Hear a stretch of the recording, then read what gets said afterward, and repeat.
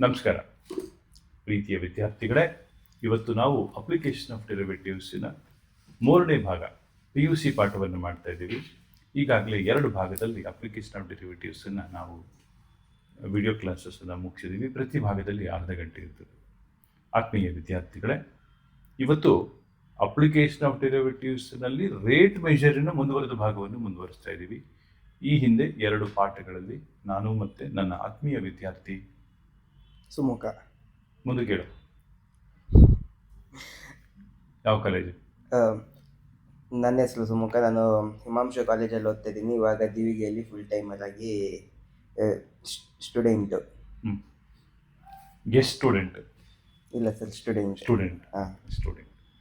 So ನನ್ನ ಹೆಸರು ಬಾಬು ಅಂತ. ನಮಸ್ಕಾರ. ನಮಸ್ಕಾರ. ನಾನು teacher mathematics.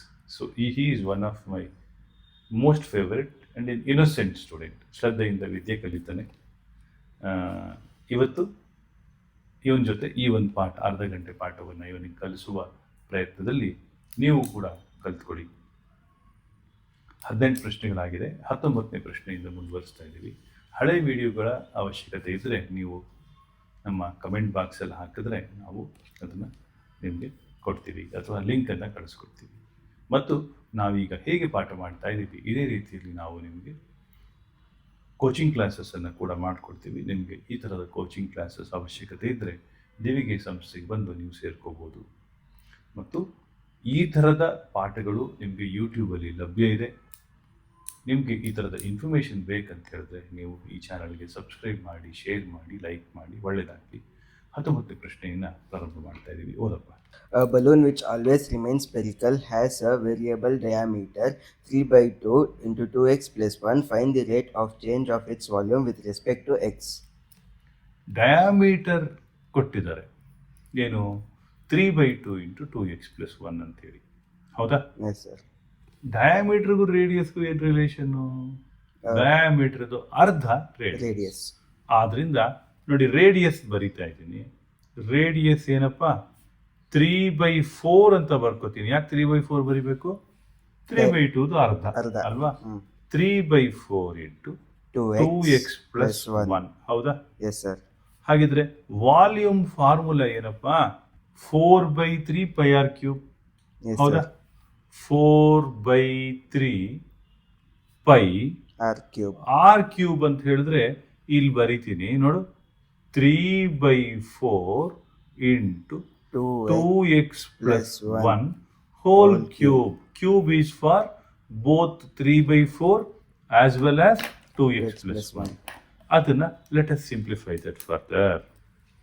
That is equal to 4/3 pi. ಹಾಗೆ ಬರಿಲ್ಲ? Yes sir. ಇದನ್ನೇನಂತ ಬರೀಲಿ? 3 cube by 4 cube ಬರಿಲ್ಲಪ್ಪ? 3 cube by 4 cube ಇಂಟು ಏನು ಬರೀಬೇಕು? 4/3 ಪೈ. ಇಲ್ಲ, 4/3 ಬರ್ದಿದ್ದಾನಲ್ಲ. 2x plus 1 whole cube. ಈಗ ನೋಡು, ಒಂದು 4 ಮತ್ತೆ ಒಂದು 4 ಕ್ಯಾನ್ಸಲ್ ಆಯಿತು, ಒಂದು 3 ಮತ್ತೆ ಒಂದು 3 ಕ್ಯಾನ್ಸಲ್ ಆಯಿತು. ಅವಾಗ ಏನು ಉಳ್ಕಂತು? 3 ಸ್ಕ್ವೇರ್ ಉಳ್ಕಂತು. ಏನು ಬರೀಲಿ ನ್ಯೂಮರೇಟ್ರಲ್ಲಿ? 9 ಪೈ. ಡಿನಾಮಿನೇಟ್ರಲ್ಲಿ 4 ಸ್ಕ್ವೇರ್ ಉಳ್ಕಂತು. ಏನು ಬರೀಲಿ? 16 into 2x plus 1 whole cube. ಇದು ನಮಗೆ ನಾವು ಕಂಡುಕೊಂಡಿರುವಂಥ ವಾಲ್ಯೂಮಿನ formula with respect to X. ನಾವು find the rate of change of volume with respect to X. ನಮಗೆ ಬೇಕಾಗಿರೋದು dv/dx ಬೇಕಾಗಿದೆ. dv/dx ಏನಾಗತ್ತಪ್ಪ? 9π/16 ಹಾಗೆ ಬರಿತೀನಿ. ಇಂಟು 3 ಬರದೆ. ಹೌದಾ? Into 2x plus 1 hole square into 2 ಬರೀಬೇಕು. ಯಾಕಂದ್ರೆ ಚೈನ್ ರೂಲ್ ಅಲ್ವಾ? 2 8s 16. ಹೌದಾನೆ? 9 ಇಂಟು 3 ಏನಪ್ಪ? 27 ಪೈ ಡಿವೈಡೆಡ್ ಬೈ ಏನಾಗುತ್ತೆ? 8 ಇಂಟು ಏನು ಬರೀಬೇಕು? 2x plus 1 whole square. ಬಹುಶಃ ನಿಮಗಿದು ಅರ್ಥ ಆಗಿದೆ ಅನ್ಕೊಂಡಿದ್ದೀನಿ ವಿದ್ಯಾರ್ಥಿಗಳೇ. ಮುಂದಿನ ಪ್ರಶ್ನೆ ಡಿಸ್ಕಸ್ ಮಾಡೋಣ. ಏನಾದ್ರು ಡೌಟ್ ಇದೆಯಪ್ಪ? ಇಲ್ಲ sir. Will go to next question. ಓದೋ. A ladder 5 meter long is leaning against a wall. The bottom of the ladder is pulled along the ground away from the wall at the rate of 2 centimeter per second. How fast is its height on the wall decreasing when the foot of the ladder is 4 meters away from the wall? ಏನಾಗಿದೆ, ಒಂದು ladder ಇದೆಯಂತೆ, ಒಂದು ಗೋಡೆ ಇದೆ ಆಯ್ತಾ, ಒಂದು ladder ಆ ಗೋಡೆ ಮೇಲೆ ಇಟ್ಟಿದ್ದಾರೆ. ಯಾರೋ ಬಂದು ಈ ಫುಟ್ ಆಫ್ ದಿ ಲ್ಯಾಡರನ್ನು ಪುಲ್ ಮಾಡಿದಂತೆ. ಪುಲ್ ಮಾಡಿದಾಗ ಕೆಳಗಾಗ್ಬೇಕು ತಾನೆ. ಲ್ಯಾಡರ್ ಹೈಟ್ ಏನು ಚೇಂಜ್ ಆಗೋದಿಲ್ಲ, ಹೌದಾ? ಆದ್ರೆ ಇದು ಕೆಳಗೆ ಬರ್ತದೆ. ಸೊ ಈ ಪುಲ್ನ ನೀವು dx/dt ಅಂತ ಅನ್ಕೊಂಡ್ರೆ, ಈ ಡೌನ್ ಬರುತ್ತಲ್ಲ ಅದು dy/dt ಆಗ್ಲೇಬೇಕು, ಹೌದಲ್ವಾ? ಅದು dy/dt ಆಗ್ಲೇಬೇಕು. ಇದಲ್ಲದೆ ನಮ್ಗೆ ಇನ್ನೊಂದು ಮಾಹಿತಿ ಗೊತ್ತಿರಬೇಕು. ಆ ಮಾಹಿತಿ ಏನಪ್ಪಾ ಅಂದ್ರೆ ಇದನ್ನ x ಅಂತ ಕರೆಯೋಣ, ಇದನ್ನ y ಅಂತ ಕರೆಯೋಣ, ಇದನ್ನ 25, ಹೌದಾ? ಎಷ್ಟಿದೆ ಲೆಂತ್? 5 ಸೆಂಟಿಮೀಟರ್ ಅಂದ್ರೆ 5. ಸೊ ಈಗ x ಮತ್ತೆ y-ಗೆ ರಿಲೇಷನ್ ಪೈಥಾಗರಸ್ ಥಿಯರಂ ಮೂಲಕ ಬರೆಯೋಣ. This implies x² plus y² ಏನಪ್ಪಾ? 25. ಯಾಕೆ? 5 ಸ್ಕ್ವೇರ್ ಅಲ್ವಾ? ಆಮೇಲೆ ಇನ್ನೇನು ಕೊಟ್ಟಿದ್ದಾರೆ ಅವರು? So ladder 5 meter long is leaning against the wall and the bottom of the ladder is pulled ಅಂತೆ. Bottom of the ladder is pulled along the ground, right? So at the rate of 2 centimeter per second. ಅಂದ್ರೆ ಈ ಕಡೆಗೆ ನಮ್ಮ ಈ ಒಂದು ಏನು ಮೂಲ ಇದಿತ್ತಲ್ಲ corner, ಅಲ್ಲಿಂದ ಹಿಂದಕ್ಕೆ ಹೋಗ್ತಾ ಇದೀವಿ. ಆದ್ರಿಂದ dx/dt ಅಂತ ಬರಿತೀನಿ. ಅದಕ್ಕೆ ನಾನೇನು ಬರಿತೀನಿ? -2 centimeter per second ಅಂತ ಬರಿತೀನಿ. ಆಮೇಲೆ dy/dt ಅನ್ನ ನಾವು ಕಂಡುಹಿಡಿಬೇಕಾಗಿದೆ. ಯಾಕೆ ಅಂತ ಹೇಳಿದ್ರೆ ದ ಕ್ವಶನ್ ನೋಡಿ, how fast the height of the wall is decreasing. The height of the wall ಏನು ಡಿಕ್ರೀಸ್ ಆಗಲ್ಲ. ಇಂಗ್ಲಿಷ್ ತರ ತಗೊಂಡ್ಬಿಟ್ರೆ ಗೋಡೆ ಕೆಳಗಡೆ ಬರುತ್ತೆ ಅಂತ ಅಲ್ಲ. ಏಣಿ ಇದೆಯಲ್ಲ, ಏಣಿ ಎಷ್ಟು ಕೆಳಗಡೆ ಬಂತು, ಅದು ಎಷ್ಟು ಯಾವ ಸ್ಪೀಡಲ್ಲಿ ಕೆಳಗಡೆ ಬಂತು. ಈಗ ಹೇಳಿದ್ನಲ್ಲ, ಏಣಿ ಕೂಡ ಕೆಳಗಡೆ ಬರ್ತದಲ್ವಾ, ಯಾವ ಸ್ಪೀಡಲ್ಲಿ ಕೆಳಗಡೆ ಬಂತು ಅನ್ನೋದಷ್ಟೇ ಪ್ರಶ್ನೆ ನಮ್ಮಲ್ಲಿ. ಓಕೆನಾ? ಸೊ ಈಗ x² ಪ್ಲಸ್ y² = 25 ಗೊತ್ತಿರೋದ್ರಿಂದ ನಾನೇನ್ ಮಾಡ್ತೀನಿ? ಡಿಫ್ರೆನ್ಶಿಯೇಟ್ ಮಾಡ್ತೀನಿ. ಏನಾಯ್ತು? 2x dx/dt plus 2y dy/dt = 0. ಯಾಕೆ? Differentiation of constant is 0. Therefore substitute ಮಾಡೋಣ. Yes sir. 2 into x ಜಾಗದಲ್ಲಿ ಏನು ಬರೀಲಿ? 4. Very good, 4. ಯಾಕೆ 4? ಅವ್ರು 4 ಅಂತ ಕೊಟ್ಟಿದ್ದಾರೆ, ಹೌದಾ? Yes sir. ಆದ್ರೆ ಇದು 3 ಆಗ್ಬೇಕು. ಯಾಕೆ 3 ಆಗ್ಬೇಕು ಹೇಳಿ? ಯಾಕೆ 3 ಆಗ್ಬೇಕು? ಇದು 5 ಆಗಿರೋದ್ರಿಂದ x = 4 ಹಾಕಿದಾಗ y = 3 ಆಗಲೇಬೇಕು. ಯಾಕೆ ಅಂತ ಹೇಳಿದ್ರೆ ಈ ಸೈಡು ಇದು ಅಂದ್ರೆ ಹೈಪಾಟಿನ್ಯೂಸ್ 5 ಆಗಿರೋದ್ರಿಂದ. ಆದ್ರಿಂದ 2 into x ಜಾಗದಲ್ಲಿ ನೀನು ಹೇಳೋ ರೀತಿಯಲ್ಲಿ 4 ಬರಿತೀನಿ. dx/dt ಜಾಗದಲ್ಲಿ ಏನು ಬರಿಬೇಕಪ್ಪ? -2 ಬರಿಬೇಕು. ಪ್ಲಸ್ 2 into y ಜಾಗದಲ್ಲಿ ಏನು ಬರಿಬೇಕು? 3 ಬರಿಬೇಕು. dy/dt ಜಾಗದಲ್ಲಿ ಏನು ಬರಿಬೇಕು? ಗೊತ್ತಿಲ್ಲ, ಹೌದಾನೆ? dy/dt = 0. ಏನಾಗುತ್ತೆ? 8 ಹೌದಾನೆ? 4 to the 8, 8 to the 16. 16 ಆ ಕಡೆಗೆ ಹಾಕೋಣ. 16 ಆ ಕಡೆಗೆ ಹಾಕೊಂಡ್ರೆ ಏನಾಗ್ತದೆ ನೋಡಪ್ಪ? ಈ -16 ಹೋಗಿ +16 ಆಯ್ತು, ಹೌದಾ? Yes sir. 16 ಬರ್ಕೊಂಡಿದ್ದೀನಿ. = 2 into 3 6 into dy/dt. therefore dy/dt ಏನಾಗ್ತದೆ? 16/6 ಅಂದ್ರೆ ಏನಾಯ್ತು? 8/3 centimeter per second, ಹೌದಾ? Yes sir. ಅರ್ಥ ಆಯ್ತಾ ವಿದ್ಯಾರ್ಥಿಗಳೇ? Yes sir. ದಯವಿಟ್ಟು ಇದನ್ನ ನೋಟ್ ಮಾಡ್ಕೊಡಿ. ಮುಂದಿನ ಕ್ವಶನ್ಗೆ ಹೋಗೋಣ. ರೈಟ್, ಇಲ್ಲಿ ಬಹಳ ಸೂಕ್ಷ್ಮವಾಗಿ ಒಂದು ವಿಚಾರವನ್ನು ನೀವು ಬರೆದು ಪ್ರೂಫ್ ಮಾಡಬೇಕಾಗತ್ತೆ. ಎಕ್ಸು ವೈ ಮತ್ತು 5. X y, x is x axis, y is height, x is breadth ಅಥವಾ ಲೆಂತ್. ಈ 5 ನಿಮಗೆ ಏನಾಗಿರುತ್ತೆ? ಲೆಂತ್ ಆಫ್ ದಿ ಲ್ಯಾಡರ್ ಆಗಿರುತ್ತೆ. ಸೊ ನೀವಿಲ್ಲಿ ಆ ವೈ ಕಂಡುಹಿಡಿಬೇಕಾದ್ರೆ y = √25 - x² ಬರಿಬೇಕಾಗತ್ತೆ.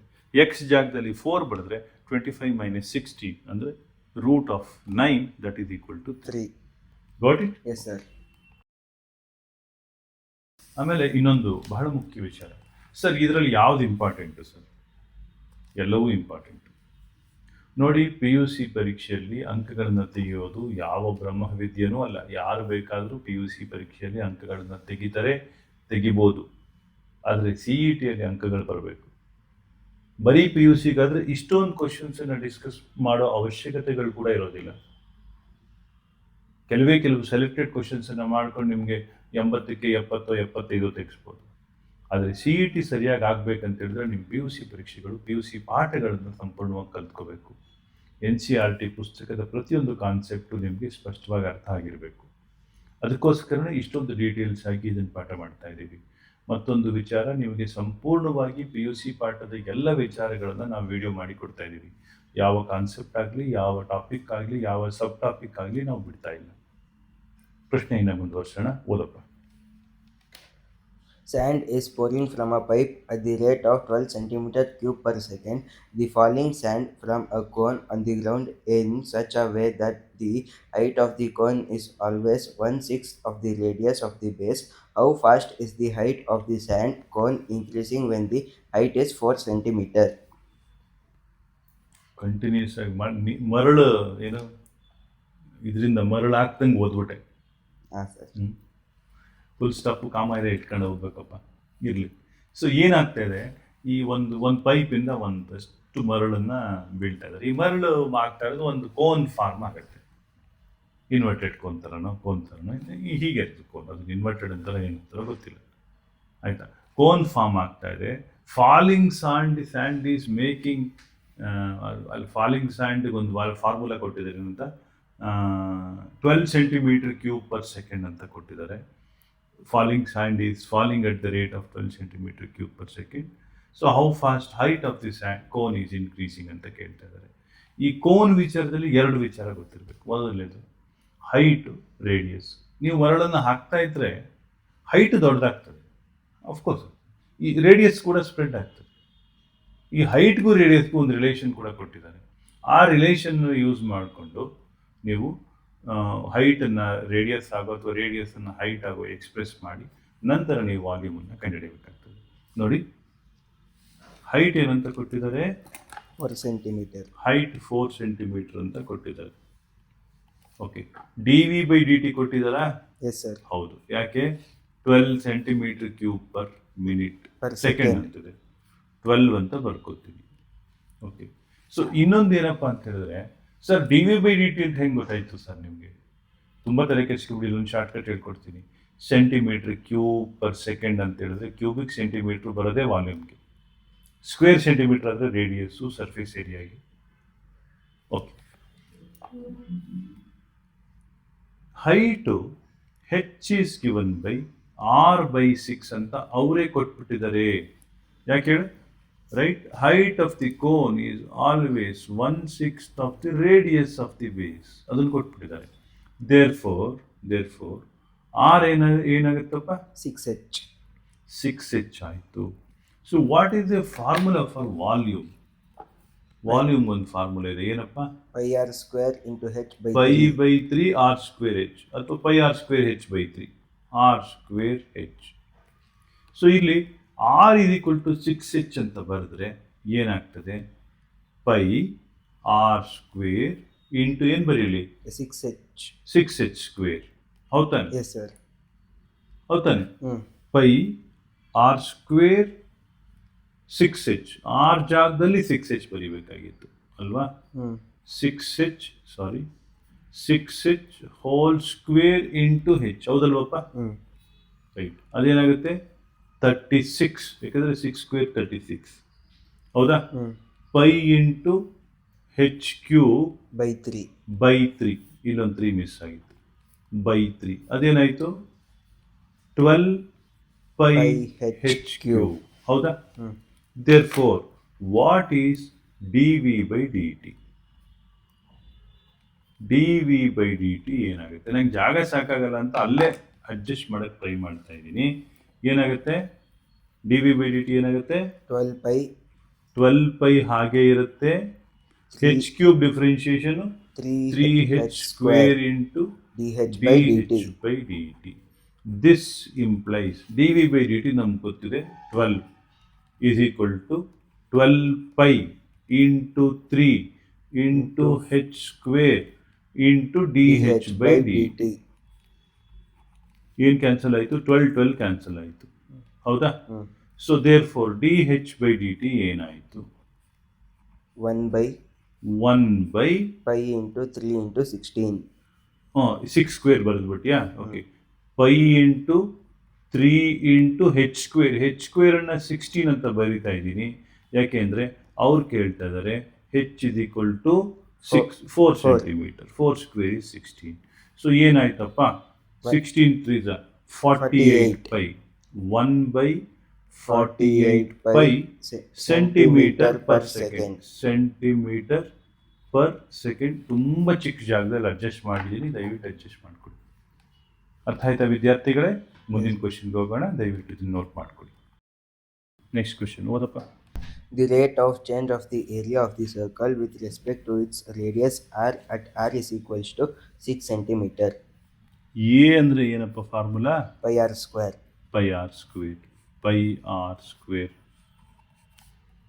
Therefore, what is dA by dr? 2 pi r. 2 pi r.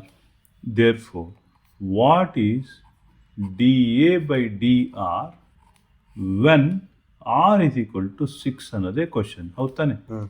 2 into pi into 6 ಅಂದರೆ 12 pi centimetre square per centimetre. Next question.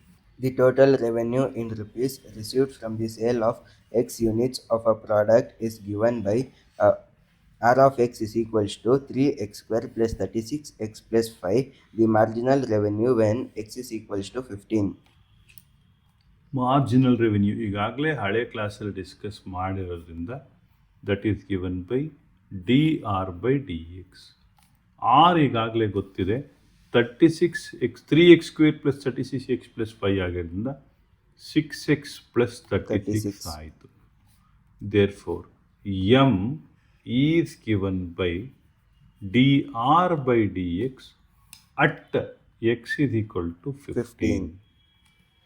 That is equal to 6 into 15, ಹೌದು ತಾನೆ? Because 6 is equal to 15 plus 36.